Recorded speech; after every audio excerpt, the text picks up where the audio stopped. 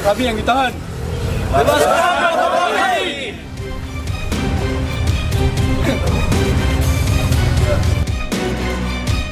Kasus meme Presiden Prabowo dan Jokowi menjadi sorotan. Usai rekannya ditangkap, keluarga mahasiswa ITB meminta polisi membebaskan mahasiswi berinisial SSS ini. Tak lama berselang, polisi pun menangguhkan penahanannya. Polisi beralasan penangguhan penahanan atas permintaan tersangka dan keluarga. Hari Minggu 11 Mei 2025, penyidik berdasarkan kewenangan telah memberikan atau melakukan penangguhan penahanan terhadap tersangka.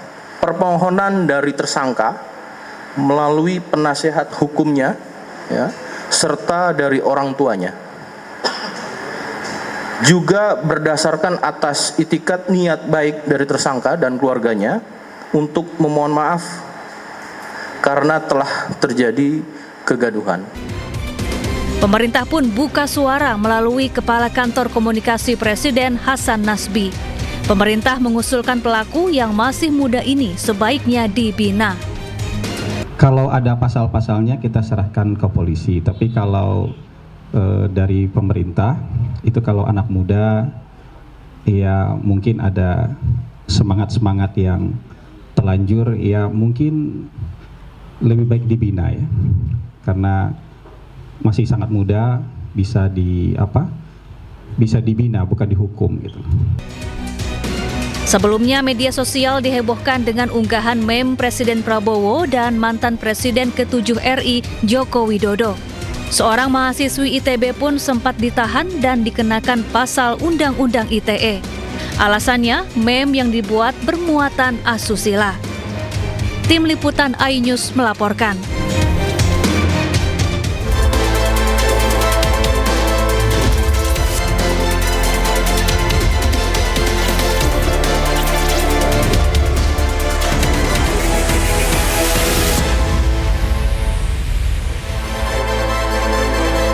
Halo, selamat siang pemirsa. Pemerintah persiapkan jurus jitu atasi sikat premanisme di Indonesia. Satgas Premanisme pun dibentuk. Sementara itu, rencana revisi Undang-Undang Ormas mencuat setelah maraknya premanisme berkedok ormas.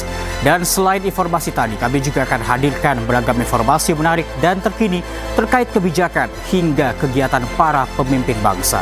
Bersama saya, Reza Siregar, inilah Pemimpin Rakyat, Pemimpin Beraksi, Rakyat Awasi.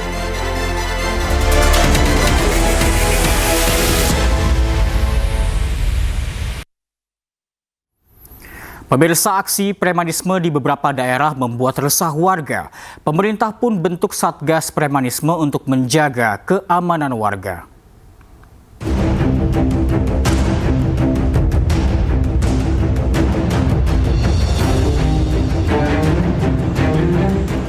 Aksi premanisme marak terjadi di berbagai daerah. Bentuk premanismenya pun beraneka ragam. Salah satunya berkedok organisasi masyarakat atau ormas. Tak hanya itu, ternyata premanisme juga berkedok juru parkir. Salah satunya yang terjadi di kawasan perbelanjaan di Tamrin, Jakarta Pusat. Aksi premanisme ini langsung diamankan oleh polisi yang menyamar menjadi korban. Pemerintah, termasuk Presiden Prabowo Subianto, resah terhadap aksi premanisme yang mengatasnamakan ormas. Lantaran hal ini menciptakan iklim kurang kondusif di kalangan pengusaha.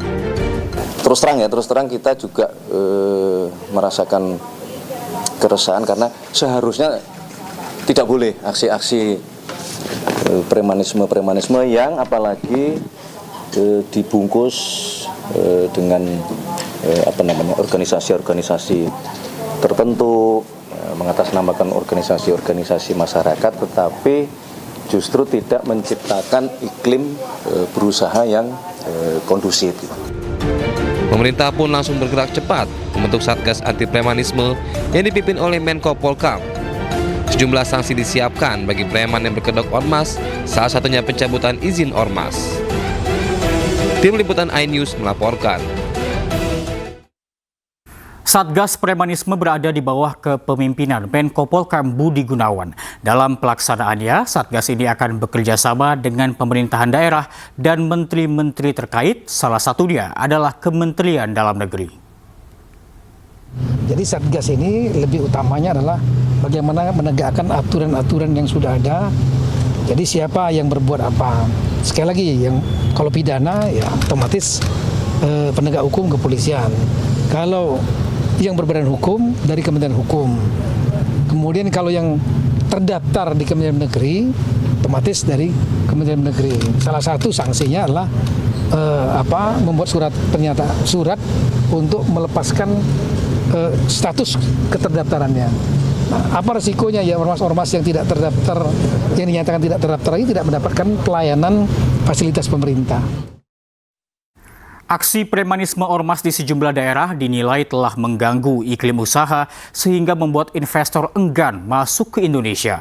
Banyaknya aksi ormas yang kebablasan membuat Menteri Dalam Negeri Tito Karnavian membuka peluang merevisi Undang-Undang Ormas.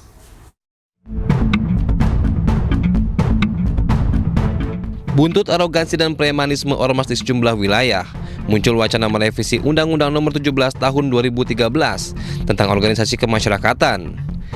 Revisi untuk mempercepat pembubaran ormas yang dinilai kerap mengganggu keamanan dan ketertiban di tengah masyarakat.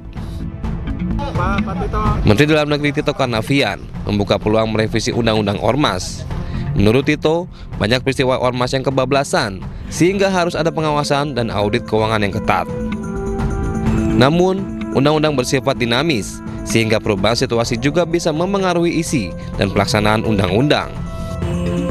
Wakil Ketua MPR RI Edi Suparno juga menegaskan bahwa pemerintah perlu segera mengambil tindakan tegas terhadap aksi premanisme oleh oknum anggota ormas untuk memberikan kepastian pada dunia usaha akan iklim investasi di tanah air. Gangguan terhadap pelaku usaha di sektor investasi itu sama saja dengan mengganggu target pemerintah untuk mengejar pertumbuhan ekonomi 8% tersebut. Nah, oleh karena itu kita harus segera melakukan tindakan terhadap aksi-aksi premanisme yang sering berkedok ormas tersebut. Yang pada dunia usaha kepada pelaku investasi bahwa Indonesia itu tidak akan mentolerir dalam tanda petik aksi-aksi koboi ya premanisme yang sering berkedok ormas tersebut. Nah, selain itu juga terakhir saya juga ingin menyambut dengan gembira pernyataan dari Mendagri yang menyatakan bahwa beliau siap untuk melakukan evaluasi terhadap undang-undang ormas ya untuk memperkuat aspek pengawasannya. Saya menyambut gembira meskipun saya rasa jika penegakan hukum dilakukan secara kuat dan konsekuen ya perubahan legislasi itu mungkin tidak perlu. Yang penting di lapangan pengawasan dan penegakan hukumnya itu bisa dilaksanakan secara konsekuen. Lancarnya investasi dipengaruhi dua syarat utama, yakni jaminan keamanan dan kepastian hukum.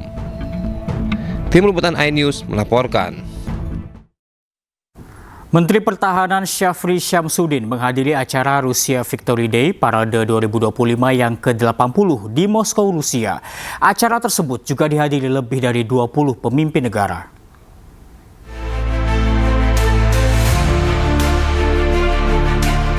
Menteri Pertahanan RI Syafri Syamsuddin mewakili Presiden Prabowo Subianto menghadiri acara Rusia Victory Day Parade 2025 yang ke-80 di Moskow, Rusia, Jumat 9 Mei 2025. Parade perayaan Hari Kemenangan Rusia ke-80 atas peperangan Patriotik Raya tahun 2025 ini dipimpin oleh Presiden Rusia Vladimir Putin. Selain Indonesia, di lapangan merah Moskow hadir lebih dari 20 pemimpin negara yang ikut menyaksikan perayaan tersebut. Momen ini menegaskan posisi Indonesia dalam diplomasi pertahanan internasional sekaligus menjadi simbol penghormatan terhadap sejarah dan komitmen Indonesia terhadap persahabatan antar negara. Tim Liputan iNews melaporkan.